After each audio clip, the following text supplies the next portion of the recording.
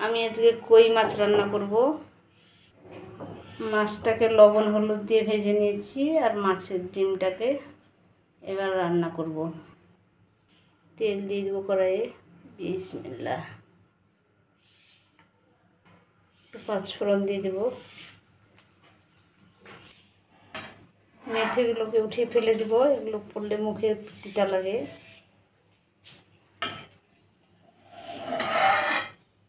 এখানে আমি মশলা বেটে রেখেছি, এটা জিরা বাটা, রসুন বাটা, শুকনো লঙ্কা বাটা, পেঁয়াজ বাটা আর এটা আদা বাটা, লবণ আর হলুদ স্বাদ মতো দিয়ে দিয়েছি। এবার আমি আর এটা কাঁচা লঙ্কাটাকে আগে প্রথমে দিয়ে দেবো।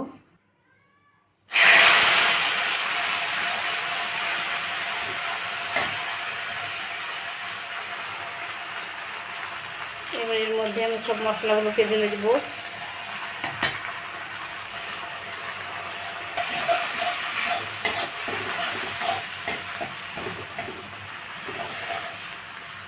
অল্প একটু জল দেবো।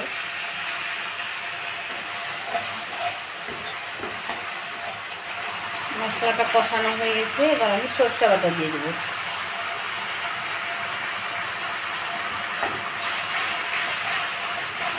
সরষে বাটা দিয়ে বেশি কষবো না, জল দিয়ে দেবো, নাহলে পুড়ে যাবে।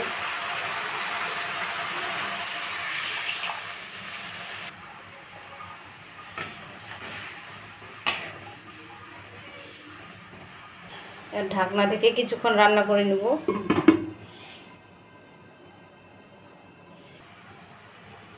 এবার টমেটো কুচি দিয়ে দেবো। কই মাছটাকে লবণ হলুদ দিয়ে ভেজে রেখেছিলাম দিয়ে দেবো। মাছের ডিমটাকে দিয়ে দেবো।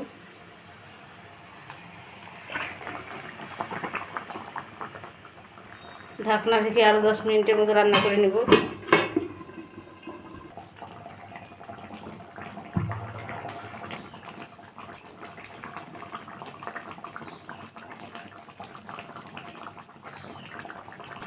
হয়ে গেছে, নামিয়ে নেব।